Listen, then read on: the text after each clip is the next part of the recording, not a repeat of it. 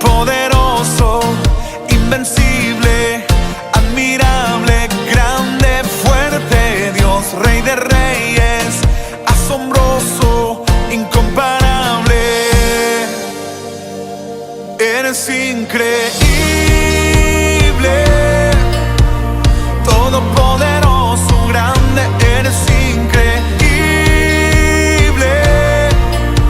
Venciste las tinieblas, Cristo exaltado estás. Oh, oh,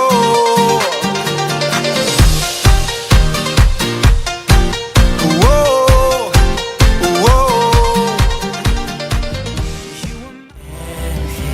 Jesús, fuerte soy, solo Él, mi roca es, sobre la tempestad, Él es Rey.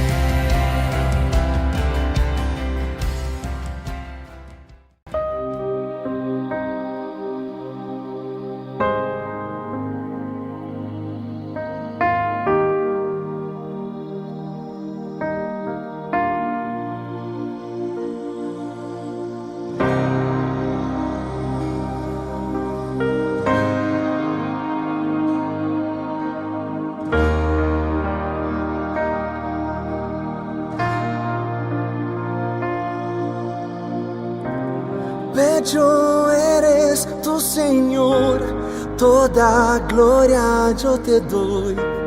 Jesús, Jesús.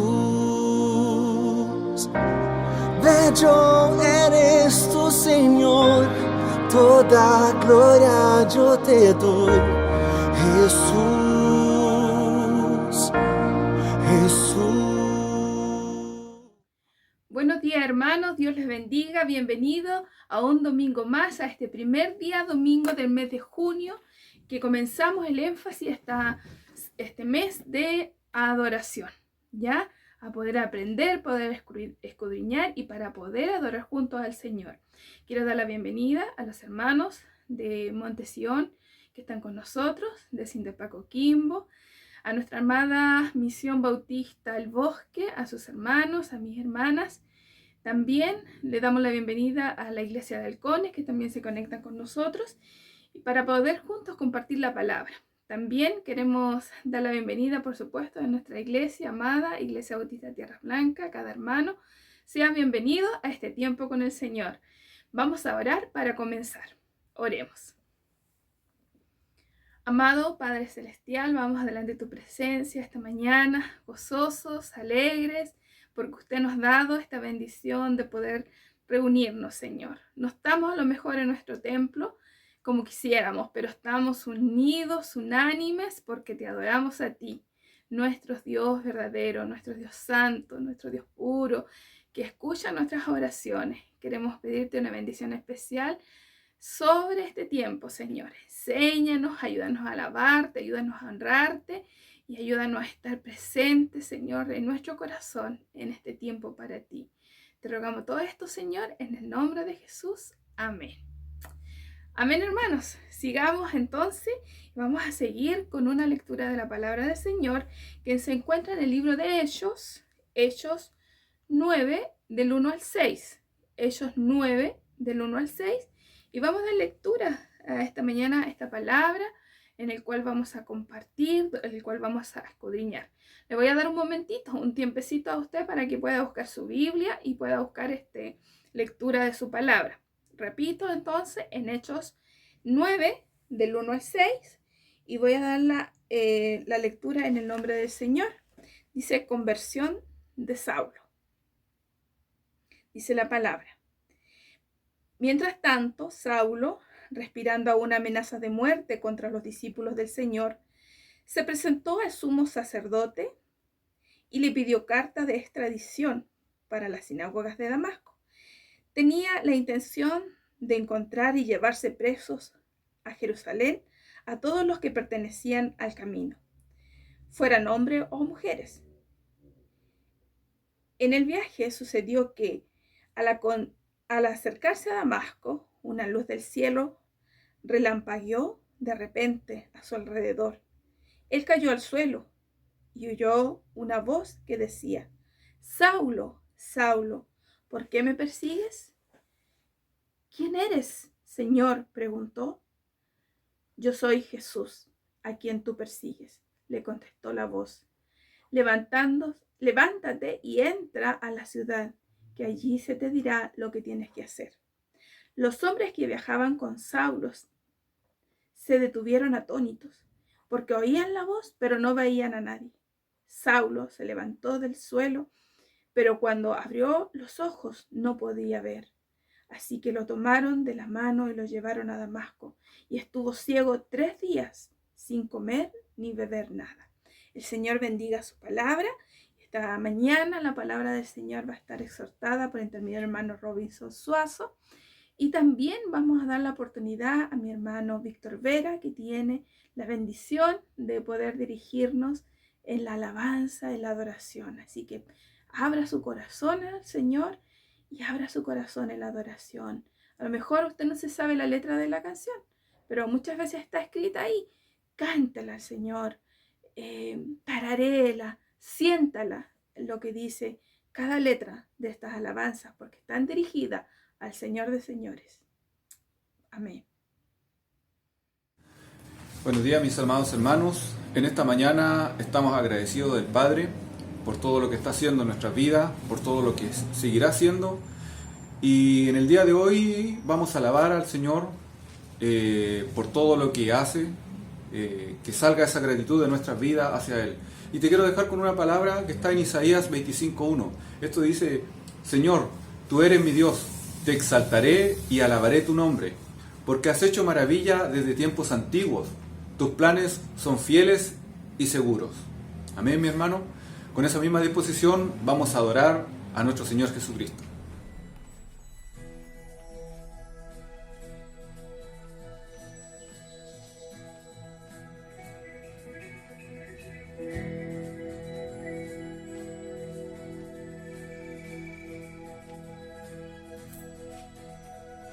Ven, es hora de adorarle.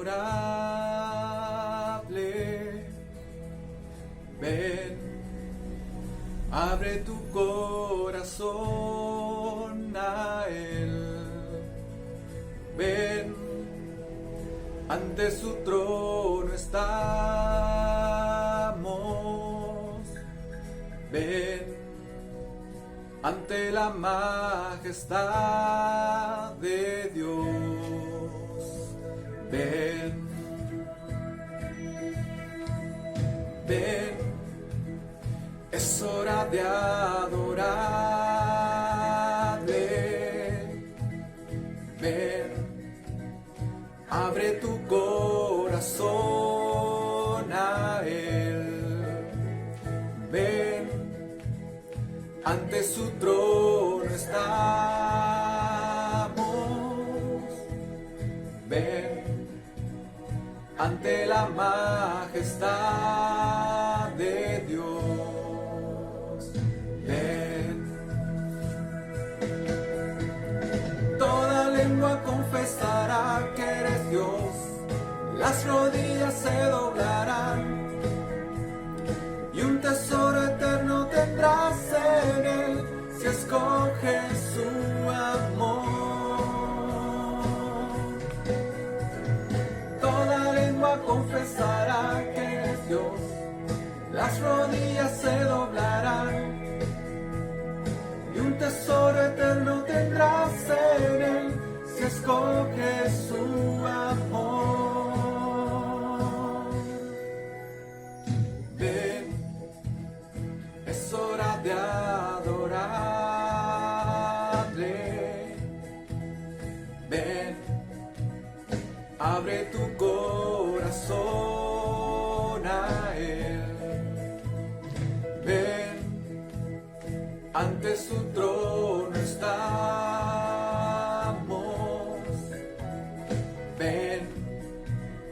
ante la majestad de Dios. Ven. Toda lengua confesará que eres Dios, las rodillas se doblarán y un tesoro eterno tendrás en él si escoges su amor. Toda lengua confesará que eres Dios, las rodillas se doblarán y un tesoro eterno tendrás en él si escoges su amor. Ven, sí, Señor.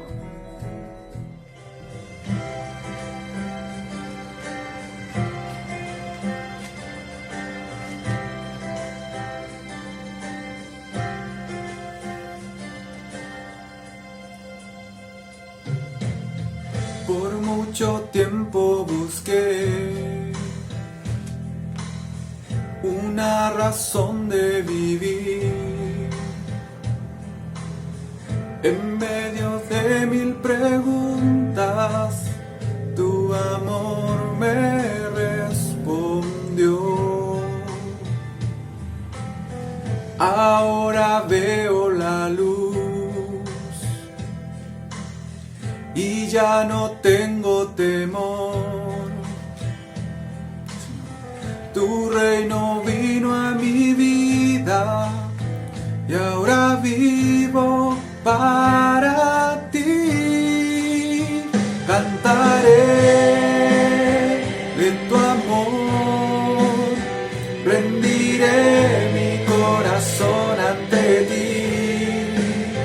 Tú serás mi pasión y mis pasos se guiarán por tu voz, mi Jesús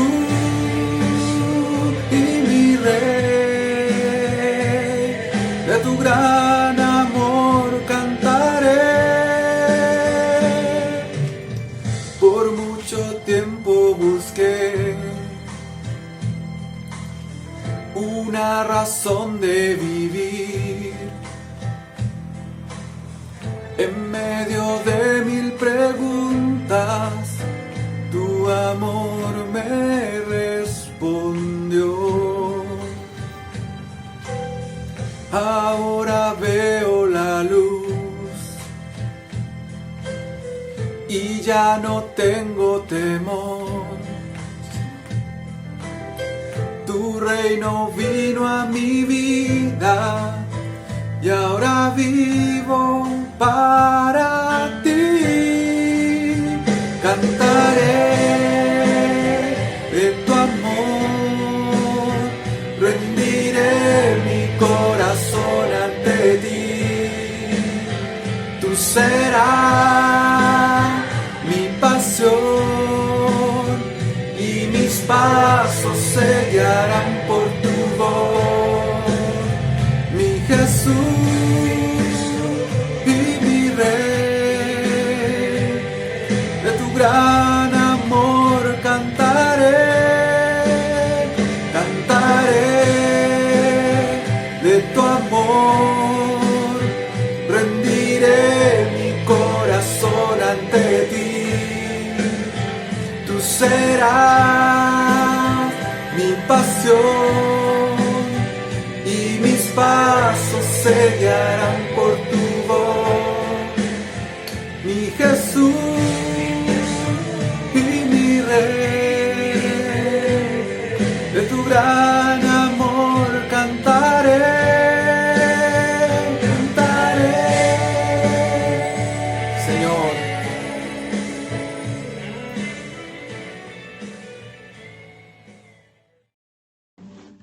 Hola Iglesia, les habla el hermano Robinson y para mí es toda una bendición estar con ustedes compartiendo la hermosa y bendita palabra de Dios. Para mí es toda una bendición, querida Iglesia, es algo que me apasiona mucho y doy gracias a Dios que me den esta oportunidad. el énfasis que nos toca revisar, que nos toca ver, que nos toca meditar el día de hoy es la adoración. Y es algo tremendamente importante porque creo honestamente que la adoración va muy tomada de la mano con el deber del cristiano, con el deber ser del cristiano, con la naturaleza del cristiano.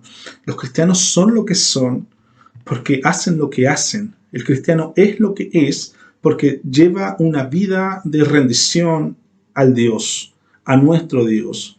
Y es aquí donde tenemos que entender a través de esta predicación o a lo largo de estas palabras, cómo llevar una vida de adoración, cómo llevar una vida práctica de adoración. ¿Qué es lo que debo rendir?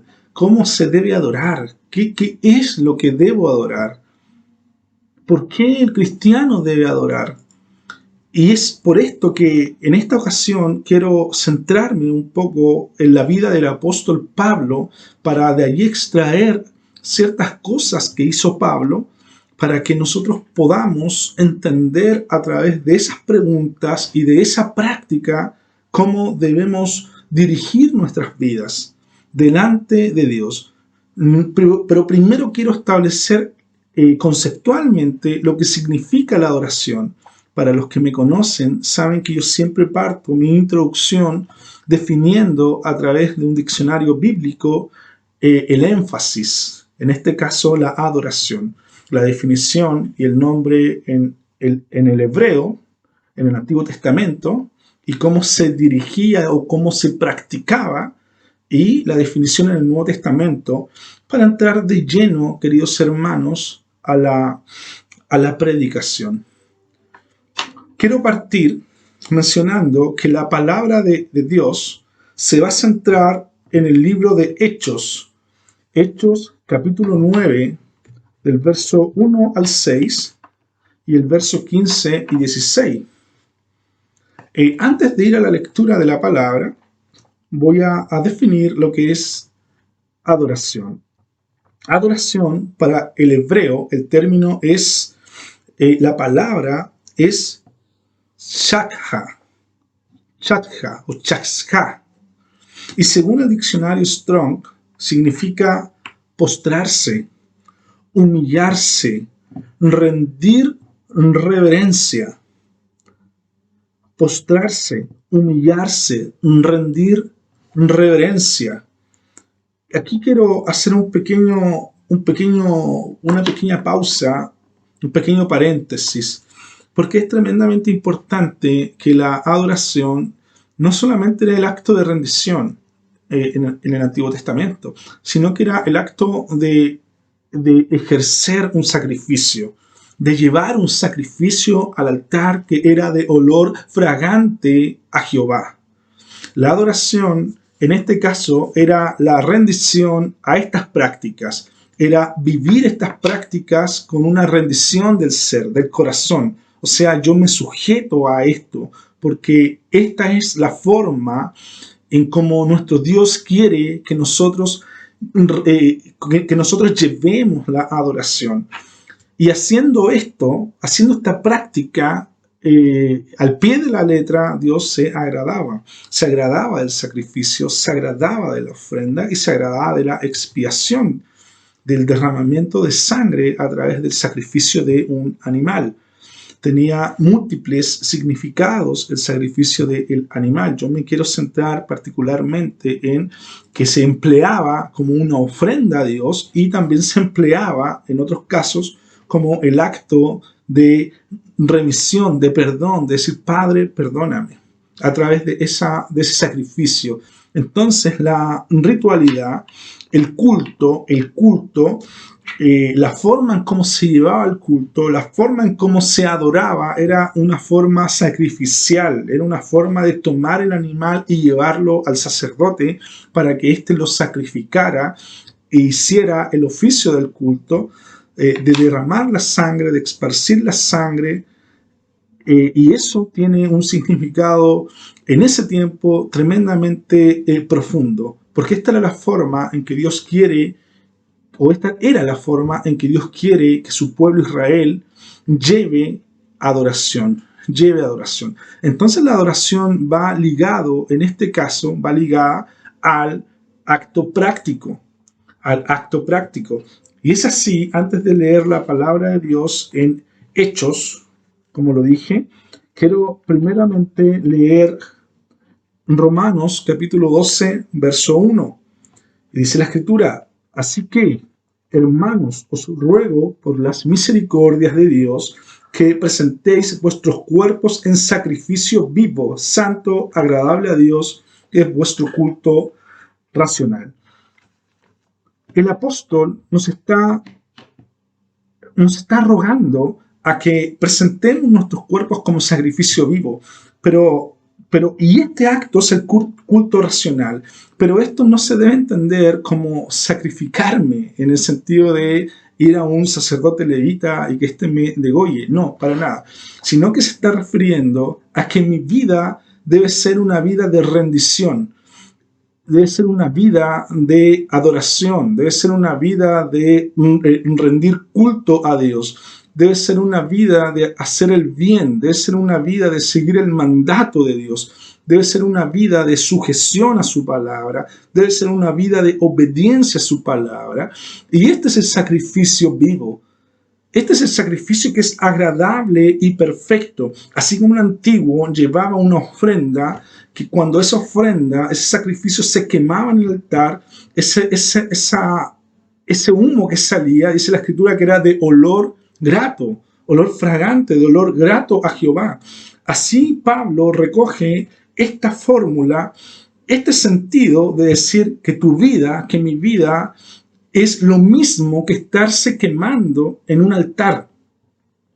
En un altar. Y Pablo compara el sacrificio antiguo testamentario y lo lleva al Nuevo Testamento, a la Nueva Alianza, y en ese orden de ideas te dice: tu vida debe ser un sacrificio vivo, porque si tu vida es un sacrificio vivo, esto como sacrificio es tu culto racional. El culto es la forma en cómo tú llevas tu vida delante de la presencia de Dios, en la presencia de Dios. Nuestro culto está compuesto por oración, está compuesto por alabanzas, nuestro culto está compuesto por predicación, por la ofrenda, por los diezmos, por todo lo que constituye la forma en cómo se debe llevar un culto. Entonces Pablo está diciendo que este es el sacrificio vivo, sujetarme a esto, rendirme a estas prácticas.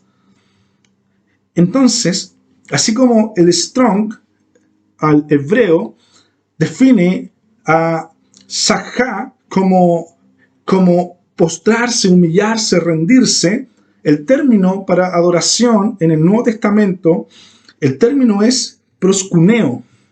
Y según el diccionario Strong, significa lo mismo: postrarse, homenajear, rendir reverencia. Rendir reverencia. Como dice Romanos, ¿cómo me rindo? Que tu vida sea un sacrificio vivo, que mi vida sea un sacrificio vivo. Pero ¿cómo podemos entender esto en términos prácticos? Y lo quiero explicar a través del apóstol Pablo.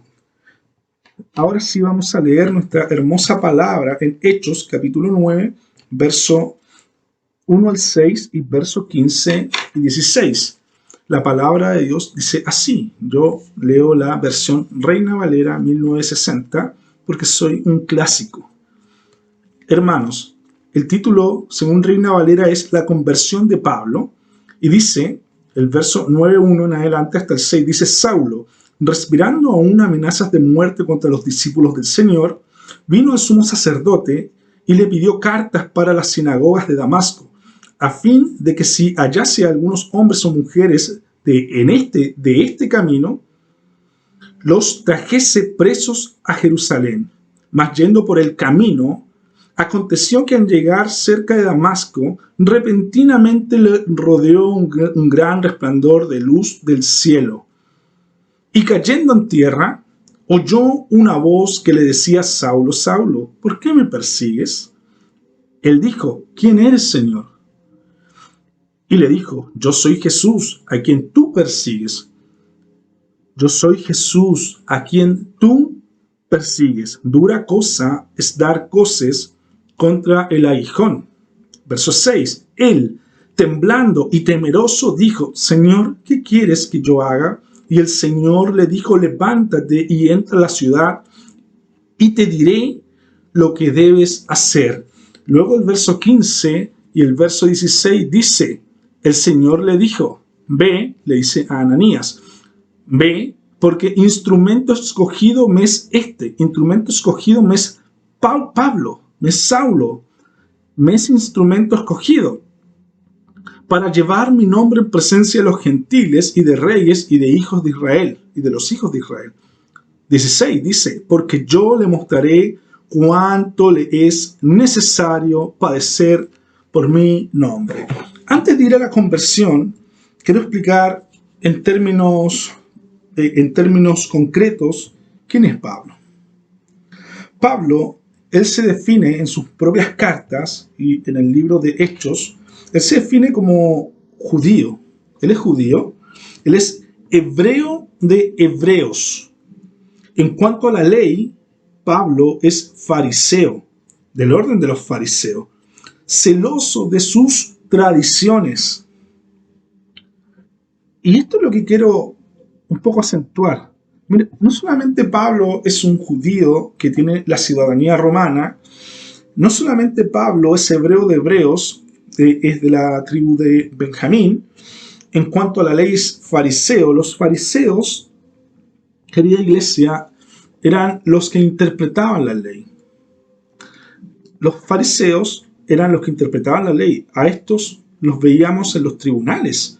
Un fariseo era como un procurador o como un abogado de hoy en día. Eran maestros, eran doctos de la ley. Y eso es importante. A diferencia de los saduceos, que los saduceos eran los que llevaban la ritualidad de las prácticas que ya vimos de los sacrificios. El saduceo era aquel que habitaba en el templo de Jehová. Eran aquellos que llevaban los ritos, eran aquellos que guiaban los sacrificios. Pero los fariseos era el brazo de la ley, era el brazo legal. Si bien el Sanedrín, que era un tribunal religioso, estaba servido por saduceos, la Corte Suprema de Israel, según el autor Gordon Thomas, estaba servido por fariseos, entre ellos Nicodemo, entre ellos Gamaliel.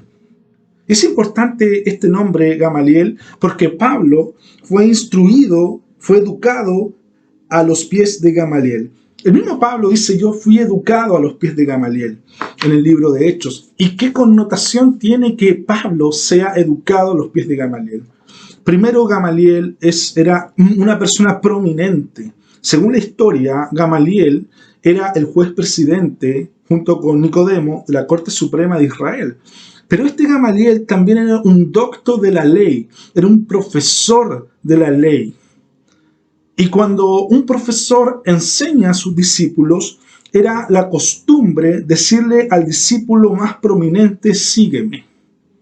Entienda eso. El término ven y sígueme era un término empleado cuando el maestro, el gran maestro, le decía a su horda, a su grupo de alumnos, al más prominente, sígueme. Por eso es tan relevante cuando Cristo le decía a sus apóstoles, humildes pescadores, sígueme. Yo me imagino a los apóstoles, a Pedro, yo, Señor, sígueme. Y eso es potente. Cuando Pablo dice, educado a los pies de Gamaliel, de forma directa está diciendo, el gran Gamaliel, porque era el gran Gamaliel, fue mi maestro, mi mentor. Pero también de forma indirecta está diciendo, yo fui el alumno prominente de esa clase. Yo fui el más connotado, yo fui el más inteligente en términos de entender, de aplicar y de ser celoso de mis tradiciones y de la ley. Por eso entendemos un Pablo pidiendo carta para ir a aprender a los de la secta de los cristianos que se estaba multiplicando. Estos están blasfemando en contra de Jehová reinterpretando la ley de forma extraña, son traidores de nuestras tradiciones, así pensaba Pablo, son traidores de nuestra cultura, nos han traicionado, están haciendo herejía. ¿Me está entendiendo? ¿Quién es Pablo? Gamaliel, a este Gamaliel padre y Gamaliel hijo se les atribuye el Talmud judío, que es un libro que recoge la teología del Antiguo Testamentaria, de cómo se debía llevar, cómo se debía entender. Para ponerlo en términos entendibles, imagínense que Albert Einstein, un gran científico, connotado científico que va a entender la relatividad, imagínense que Albert Einstein le diga a usted, sígueme, porque ha visto en usted lo que él necesita para instruirlo y dirigirlo en el camino de la ciencia. Entonces Gamaliel era un Albert Einstein de ese tiempo, para que vean lo grandioso de Gamaliel, lo excelso, lo inteligente, lo elevado que era este personaje histórico. Y vemos cuando Pablo presenta defensa, dice, yo fui instruido a los pies de Gamaliel.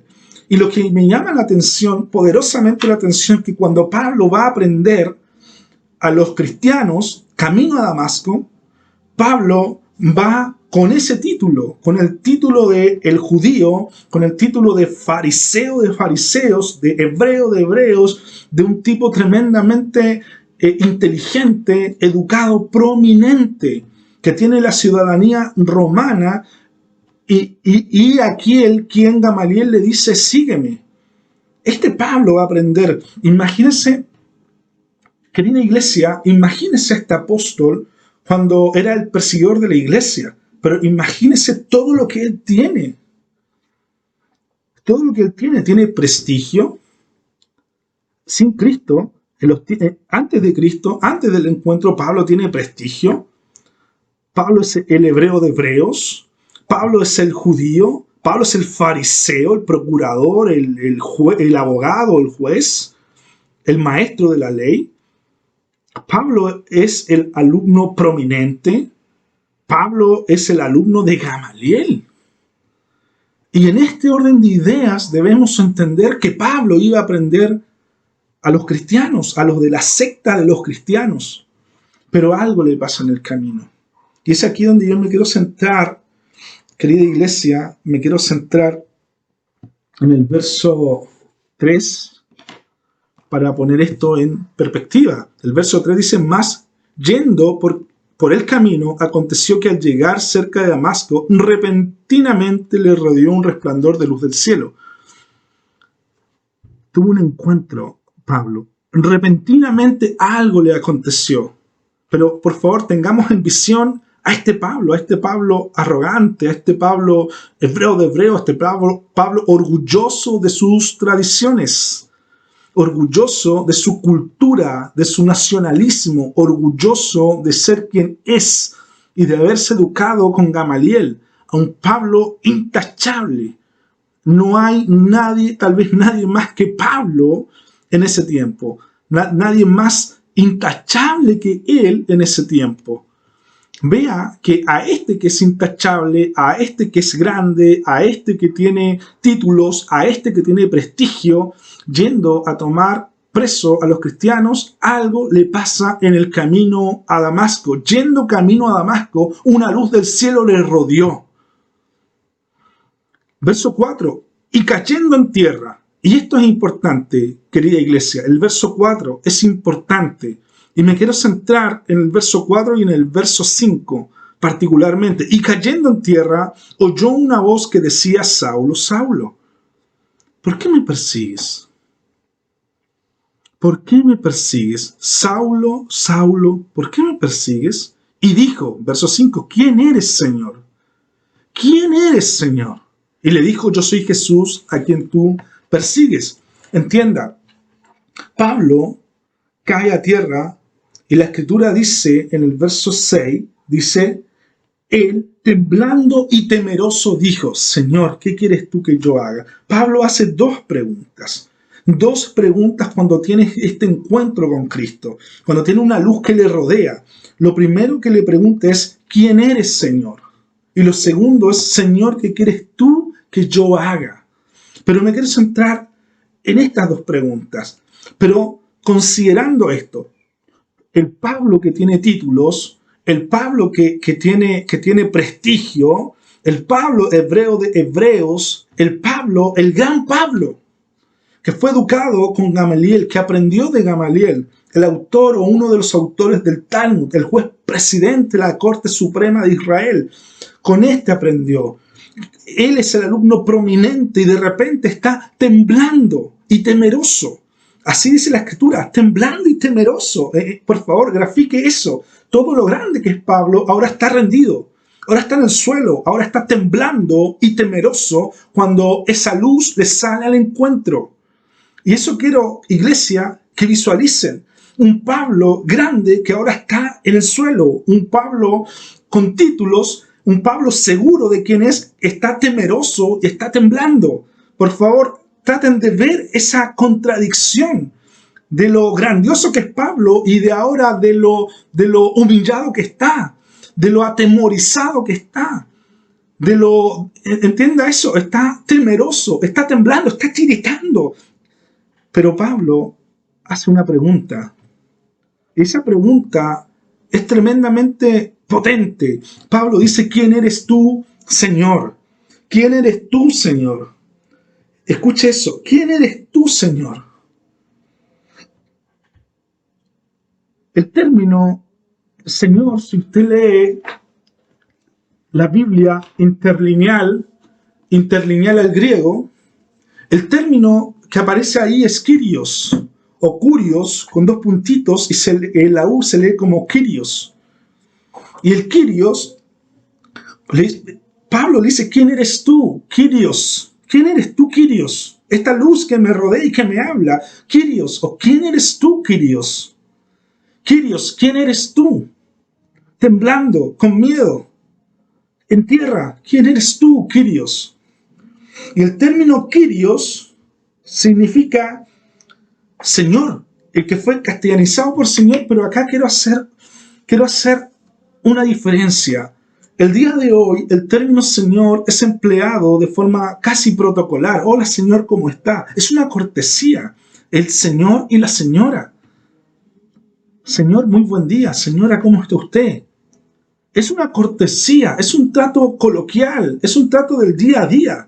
Pero este término, Señor, Kyrios, no es un trato coloquial. Cuando Pablo le dice, ¿quién eres tú, Señor? No estaba siendo cortés. Pablo no busca ser cortés. Pablo se está humillando. Pablo se está rindiendo. Pablo en ese estado de temblor y temor, Pablo está reconociendo que está hablando con el Kyrios. Y Kyrios no como trato protocolar, sino Kyrios como el Supremo. Eso significa Kyrios. ¿Quién eres tú? El Supremo. ¿Quién eres tú? La máxima autoridad. Eso significa Kyrios, el Supremo, la máxima autoridad. El Dios. El Dios. El término Kyrios era empleado para referirse solamente al César. Al César se le llamaba Kyrios. Al emperador de Roma se le llamaba Kyrios. Hay algo que se llama culto al emperador, donde literalmente el emperador fue elevado al título de Dios. Y hubieron emperadores que quisieron que se les llamara Dios, Kyrios. Llámenme Kyrios. Y tienen que hacerme un culto a mí. Pablo, entienda esto, como es fariseo, judío, pero también es romano, tiene la ciudadanía romana, sabe las leyes romanas.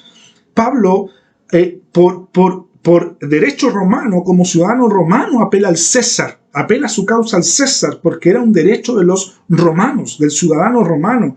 Entonces Pablo sabe que este término no hay término más elevado para referirse a alguien en los tiempos de Pablo. Pablo utilizó ese término. ¿Quién eres tú? ¿Quién eres tú, Kyrios? No sabe quién es, sabe que le rodeó una luz, él está temblando, él está humillado, pero lo único que sabe es, escuche, que el que le está hablando, él le está llamando Kyrios. el que tiene el supremo, el que tiene la máxima autoridad, el Kyrios, el Dios. Y acá entendamos esto, querida iglesia. No solamente al emperador se le comenzó a llamar Kyrios, sino que a Cristo nuestro Señor, el término también es Kyrios. Porque en el griego ese era el término más apropiado, el más elevado.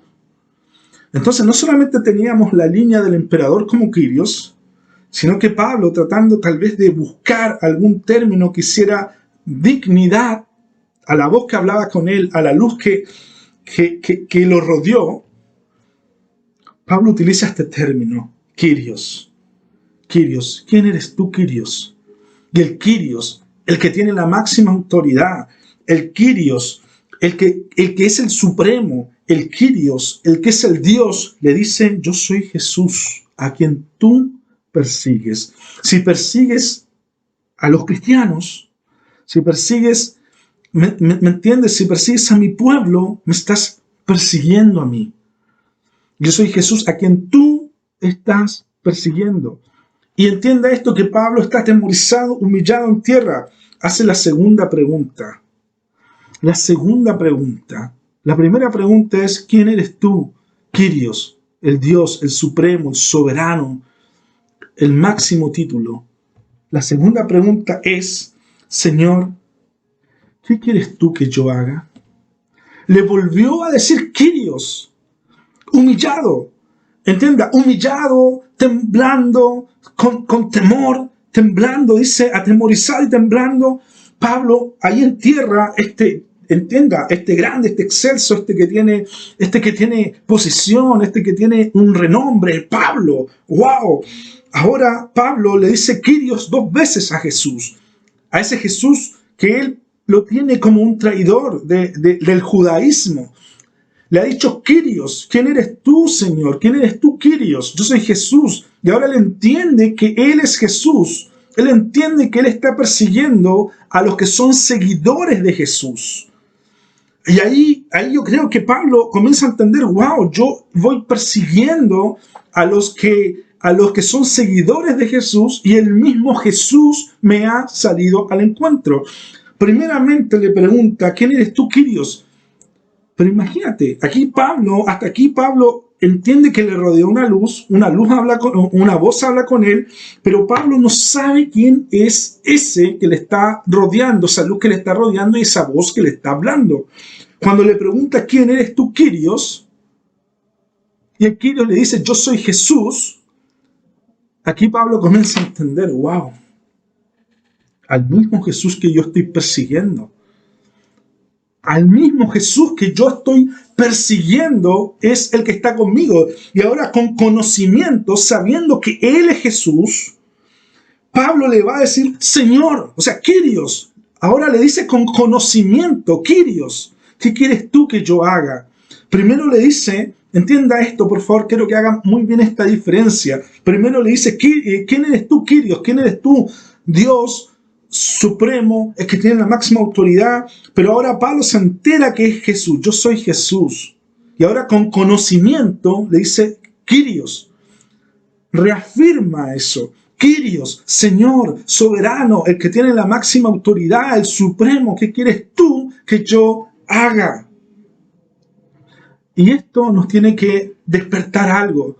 Esto nos tiene que llevar a meditar algo. ¿Cuántas veces hemos mirado nuestros títulos, nuestros logros? Y eso es, amén, es una bendición. Y qué más hermoso que esto lo dediquemos en adoración, el servicio a Dios.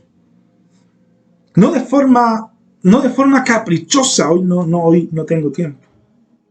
Hoy no. Es que soy muy importante. Y como soy tan importante, no tengo tiempo. Y aquí es donde quiero que veamos la adoración a través del ejemplo de Pablo. ¿Y por qué Pablo dice, como lo leí en Romanos 12:1? Es Pablo quien lo dice.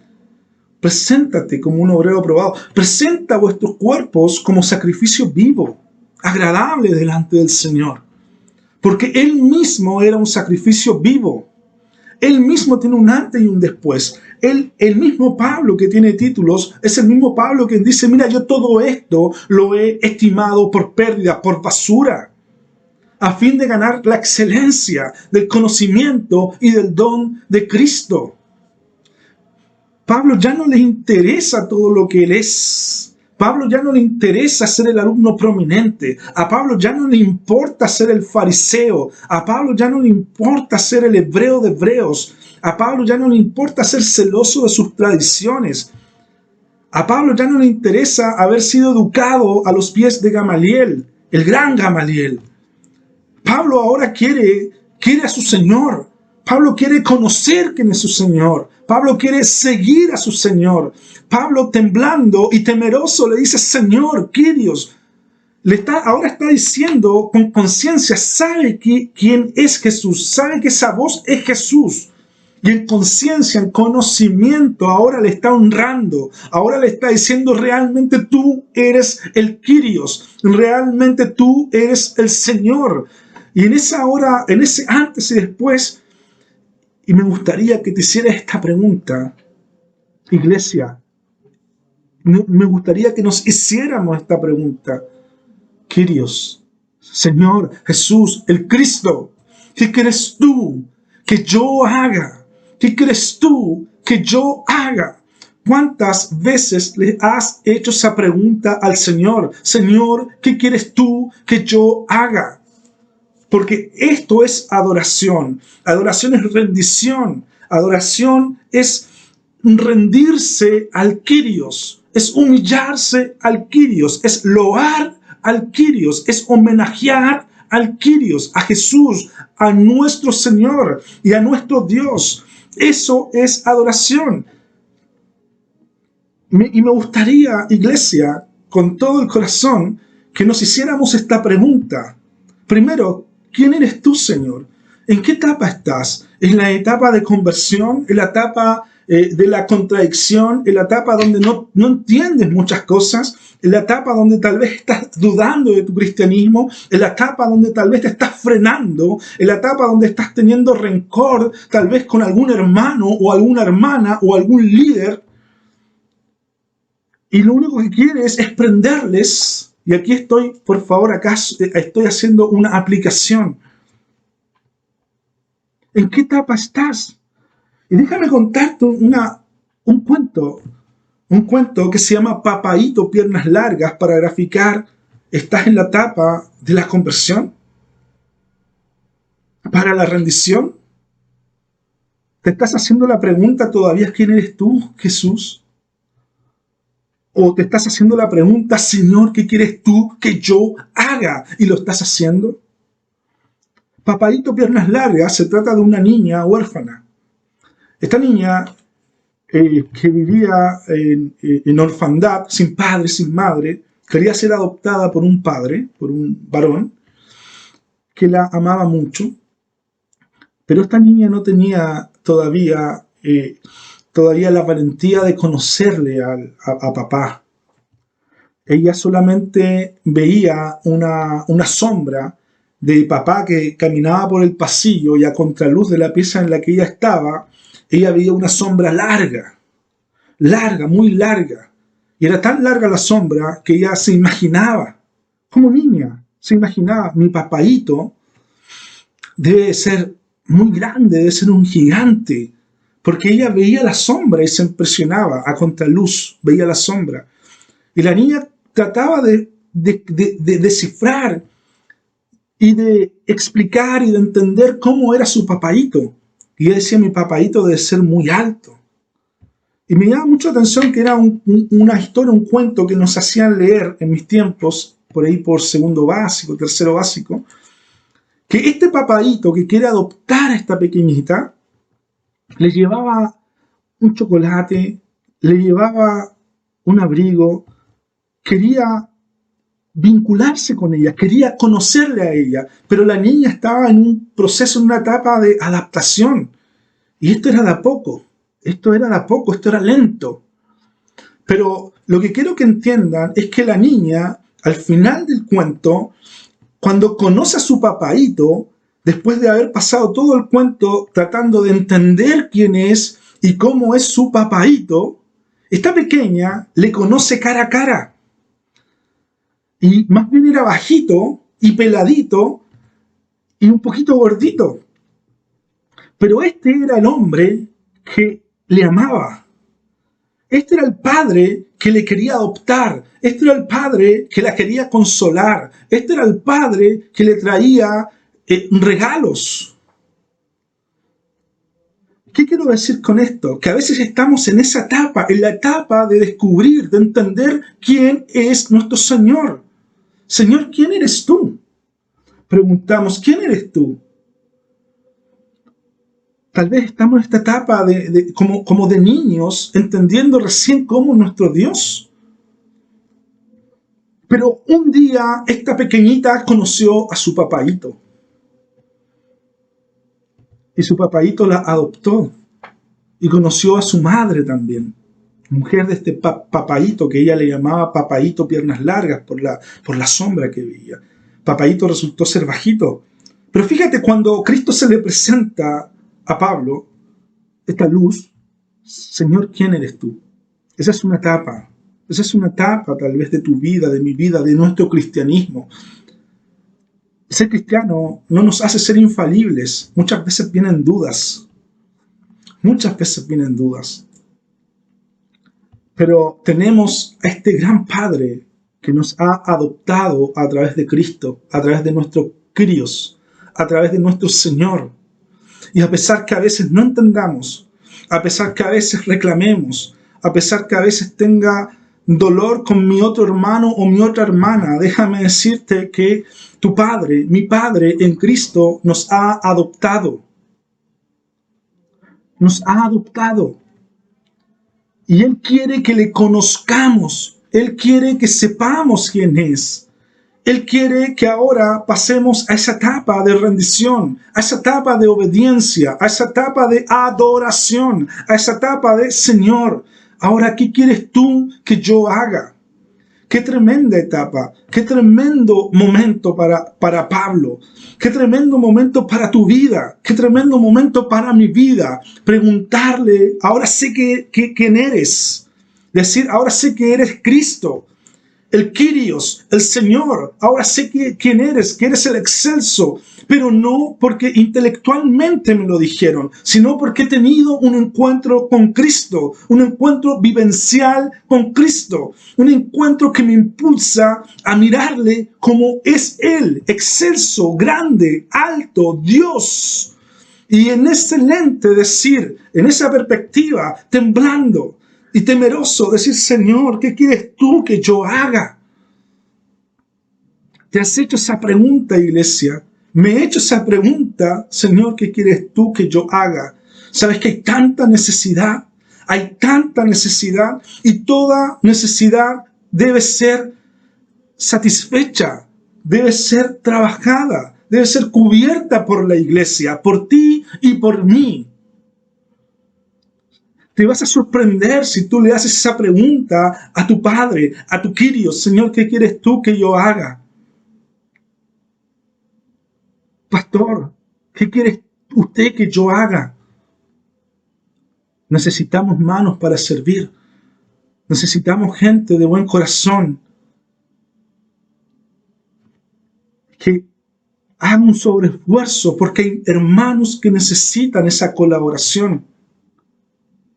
Todo eso es adoración, hermano. Llevar el culto de forma racional vive la vida cristiana, porque precisamente esto es adoración. La rendición de Pablo, la rendición del ego, la rendición del yo. ¿Qué es adoración? Rendirse. ¿Qué se rinde? El yo. En griego, el ego. ¿Y qué es el ego? El yo está compuesto por todo mi ser, por mi voluntad, por mi inteligencia, por todo tu ser. Por tu temperamento, por tus gustos, por tus anhelos, todo lo que tú quieres componen tu yo, tu ego, por quién eres, por tus títulos, por tus logros. Todo eso eres tú, todo eso soy yo. Y cuando la Escritura me dice que debemos adorar, es que todo lo que soy yo lo debo rendir a Cristo. Eso es adoración, querida iglesia. Eso es adoración. Adoración es rendir todo lo que soy a los pies de Cristo. Rendirme a mí como un sacrificio vivo es adoración. Y adoración, escucha bien, es la completa sujeción a la voluntad de Dios. La adoración es un Señor, estoy temblando y temeroso, pero ¿qué quieres tú que yo haga? Kyrios, excelso, grande. Eso es rendir el ego. Pero, ¿qué más debo rendir? ¿Es todo lo que debo rendir a Dios? ¿Qué se debe rendir aparte del ego? ¿Qué debo rendir? El yo, todo lo que tú eres. Si estás casado, debes rendir tu relación de matrimonio. Como matrimonio. También es adoración. Es que adoración es todo. Todo lo que Dios nos ha mandado hacer. Eso es adoración, vivir en obediencia. Adoración no es cuando le cantamos, o no es solamente cuando le cantamos a Dios canciones hermosas. Porque podemos estar en pecado, podemos estar en fornicación, o podemos estar en adulterio, o podemos estar, no lo sé, en el pecado que sea. Y estamos cantando canciones hermosas de alabanza. Y ahí es donde hay que dividir la adoración de la alabanza. La adoración es más amplio. La adoración lo constituye todo lo que se da en tu vida como cristiano, incluido la alabanza. Pero cuando la Escritura dice que tu vida debe ser un sacrificio vivo, lo que también está diciendo Pablo es que cuando vamos a cantar a Dios, hagámoslo de esa forma, de la forma rendida, de la forma de adoración, de rendición. Mi matrimonio, es importante rendirlo. Como marido y mujer, rendirnos delante de Dios, en sujeción a Dios, en un trato amable, en un trato amoroso, como la Biblia, como la misma palabra me manda. Y cuando yo comienzo a sujetarme, a rendir mi voluntad a lo que dice la Escritura, entonces yo comienzo a adorar. Comienzo a hacer tú, un sacrificio vivo para Dios. Debo rendir mi familia, mi extensión, mis hijos, llevarlos con amor, educarlos con amor cristiano, en obediencia al Kyrios. Debo rendir mi tiempo. Tu tiempo también se debe rendir. Robinson, imagínate, me llama mi querido pastor y me dice: Robinson, necesito que vengas. El pastor, no puedo. ¿Dónde está el tiempo? ¿Dónde está el tiempo? Debemos también rendir nuestro tiempo a Dios. Y espero que esto, lo que sigue, les guste a todos. No solamente entienda bien mi vida personal, mi unión matrimonial, mi extensión familiar, sino también la extensión transversal, mi economía. ¿Cómo? ¿Eso también es adoración? Eso también es adoración. Cuando hablamos de liturgia la vez pasada, y dije, esta liturgia, este servicio, Pablo estaba precisamente usando esas palabras para referirse a la ofrenda para los santos, y la llamó un servicio, una liturgia. Este es el servicio, esta es la liturgia, y este servicio constituye adoración. Diezmos, economía, tus diezmos, los diezmos, las ofrendas, ayuda a los más desvalidos. ¡Qué tremendo! Pero qué gozo genera, qué gozo debe generarte gozo, debe generarte alegría, contentamiento. Entonces, ¿qué es someter el ego al Señor? Y con esto voy a ir cerrando. ¿Qué es someter el ego al Señor? Mira, si tú tienes a Cristo como tu Señor y Salvador, debes entender que adoración es esto, es rendir todo lo que te dije, es rendirte completamente, no rendir solo tu vida y tu economía, no solamente rendir tu vida, pero tu relación de pareja, no. A todos los que son novios, a todos los que tienen hoy en día se llama pololeo, lleva tu relación en santidad. Lleva tu relación en santidad. A todos los que son marido y mujer, lleva tu unión en santidad. No puedes rendir parte de tu vida y la otra no. La misma Escritura nos dice que el que confiesa con el corazón que Jesús es el Señor, y esto es potente, el que confiesa con el corazón, con todo su ser, que Jesús es el Kyrios, el Dios, el soberano, ¿me entiende, iglesia? Tiene vida eterna. Entonces la adoración es un acto de completa obediencia. La adoración es un acto de completa obediencia. Te hago un llamado, iglesia hermosa, iglesia amada, a seguir este ejemplo de Pablo, a seguir este encuentro vivencial con Cristo, a tener un antes y un después, a ya no estar peleando con mis hermanos, no estar peleando, no estar criticando a mis líderes, a nuestra autoridad, sino que sencillamente rendirse, humillarse, adorar a través de esa forma, salir del paso de quién eres tú y comenzar a conocer quién es tu Señor y entender que tu Señor quiere que hagas esto, quiere que tu vida sea un culto racional, que tu vida sea un sacrificio de adoración, que tu vida, y esto es hermoso, que tu vida sea la adoración para Él, que todo tú sea el acto de adoración para Él, para nuestro Dios. Adoración es un acto de completa obediencia en el camino del Señor. Es un acto de rendición a Él. Es un acto de obediencia a Él. Y ahora imagínate cuando estás en completa obediencia o cuando te esfuerzas por estar en obediencia. Entendamos esto. Estamos en un camino de perfección. Estamos siendo perfeccionados, iglesia. Pero imagínate qué hermoso ahora cuando Dios, cuando ve que tú te esfuerzas y ves que estás poniéndole empeño, poniéndole fuerza y ves que estás con esa disposición del corazón, Señor, ¿qué quieres tú que yo haga? Y ahora imagínate que en esa actitud, ahora sí tú le cantas, tú le alabas, tu vida comienza a ser de olor fragante para Dios, un sacrificio aceptado para Dios. Verso 15. El Señor le dijo, ve porque instrumento escogido me es este, para llevar mi nombre en presencia de los gentiles y de reyes y de los hijos de Israel. Iglesia, Dios te escogió a ti. Dios me escogió a mí para preocuparnos de los más desvalidos. Iglesia, Dios te bendiga. Te bendiga el Señor. Y ponga este sentir en tu corazón como lo ha puesto en el mío. Señor, ¿qué quieres tú que yo haga? Dios te bendiga, querida iglesia.